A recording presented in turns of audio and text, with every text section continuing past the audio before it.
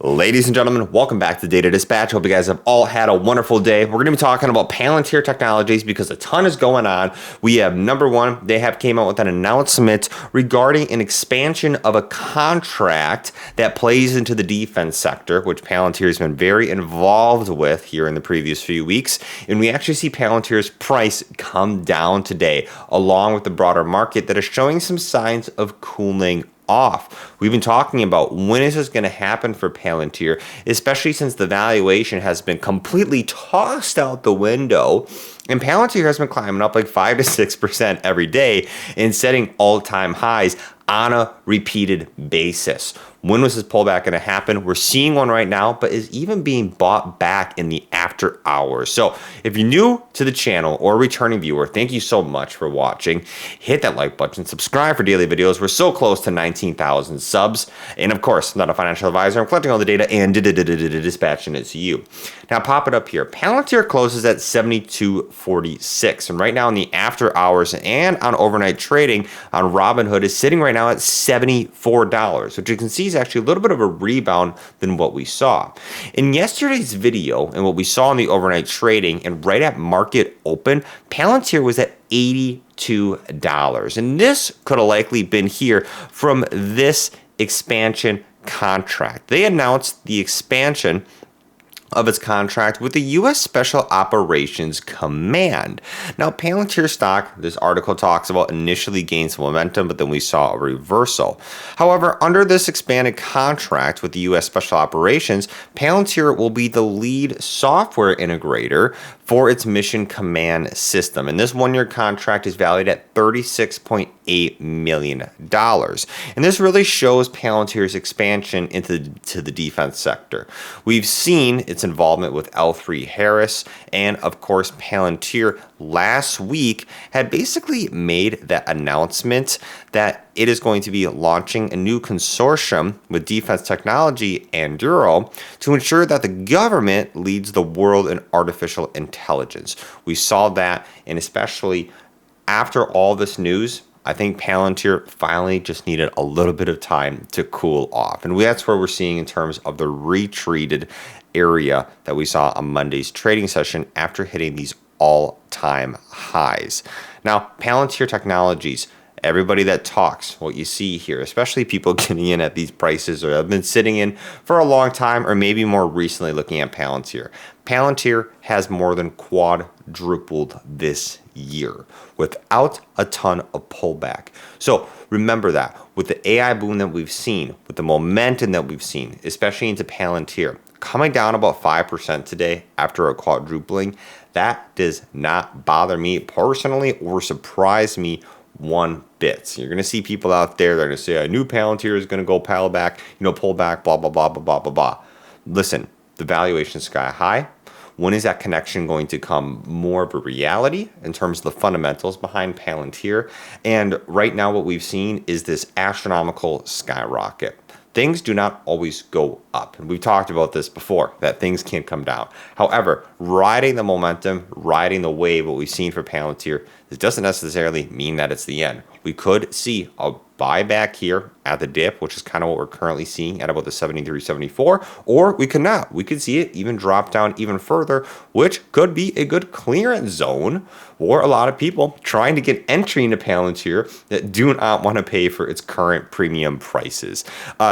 However, nonetheless, Palantir has not really changed. So looking at that and looking at the broader market here, this could be a big advantage to some people that are sitting out there on the sidelines. Palantir right now sitting at 72. You see the volume was actually pretty high at about 168 million today. Options comes in here at the $80 strike price for end of the week at 54,000 on the calls. However, you are also seeing a lot of puts. One big thing that we'll be talking about here is what is going to be the influence of the general market and how is that going to affect the AI sector, because we also had some big news with NVDA today. So in the short term, Palantir has a lot of volatility behind it in my prediction. Yes, we could see this momentum that's continuing to run. We are seeing that first type of pullback that we have not seen basically since the post-election rally in the market. And if this is showing signs of cooling down, coupled with what's happening with NVIDIA right now and with what's happening with the anticipation of the federal interest rates. If anything changes to that, that's where we could see further decreases in price, in my opinion.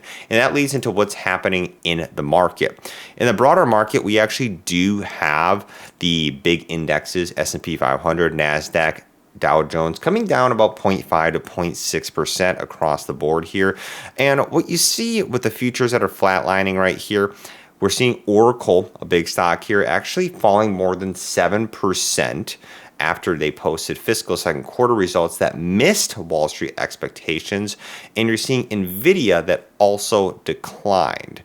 Now, yes, the market's been on this crazy rally right here, but what a lot of investors are going to be waiting for, and this is where we're not going to see a ton of trading volume tomorrow across the board, is that the major event this week that we talked about in yesterday's video is the Consumer Price Index, the CPI data, which is due on Wednesday and is really going to be a big influencer on how the Fed is going to react in terms of proceeding with interest rate cuts.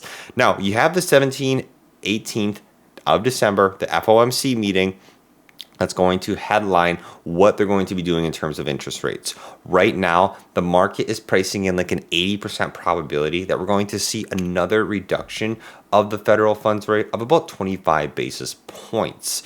This would be another big cut from the Fed that is continuing and that is highly expected. If we saw any changes with that, depending on what's going to be happening with the CPI data, that's what I'm talking about with Palantir, that we could see more of a reduction, a pullback across the broader market. And of course, you're going to have more of those speculative, higher trendy AI stocks that will be the most volatile during that type of trading environment. Looking here and specifically what we do see, NVIDIA starting to have a little bit of some push towards it in the negative direction. And the reason why is because you have China that opens up an antitrust probe against the AI chip heavyweight here. Now, the probe is aimed at NVIDIA's practices regarding possibly an anti-monopoly violation, and it is set to examine the 2020 acquisition of Mellanox right here, a purchase that was approved by the China State Administration for Market Regulation, blah, blah, blah, across the board right here. You got Chinese that is looking to investigate NVIDIA. And why they could likely be doing that, escalating tensions here between Beijing and Washington, is because of the artificial intelligence dominance and the AI race. A lot of these countries are trying to be the leader in terms of AI development. I mean, just look what Alex Karp has came out regarding his initiatives and his goals for AI in the Western side of the hemisphere. So the fact that you have all these different countries competing to be the leader in AI development because of the technological advancements that they could have over other countries is showing you that they're going to do anything to remain competitive. And this is why China is probably coming out here with an investigation into NVIDIA looking into an anti-monopoly violation. So we'll see what happens with that in terms of this kind of political things that's occurring right now. But in terms of its price action, you see a little bit of a pullback back down to the 130s. NVIDIA was finally got his push back up here into the 145. So what we are seeing, though, if we zoom out here, is actually some decent consolidation at between the 130, the low 130s right here, and at 150. This 132 area, these low 130s, is starting to become more of a important support zone. If we see more of a pullback right here, this could be testing for a critical reversal for NVIDIA before it could retreat farther. Looking at some of the other stocks right here, SoFi has a little bit of a pullback. People have been wanting for this to push past 16, but sitting at 15.55 right now. And also looking at what's happening with small caps, down a little bit here, not a ton, but about 0.5%. About $1 right here. These are small caps. This could have more volatility depending on what happens with the interest rate cuts. And we're seeing some of the other stocks that are sitting around the same area, consolidating or pulling back a little bit. We saw a lot of that with the Magnificent Seven stocks. So that leads me to the end of this video. What do you make of Palantir? Of course, coming down a little bit. Do you think this is necessary?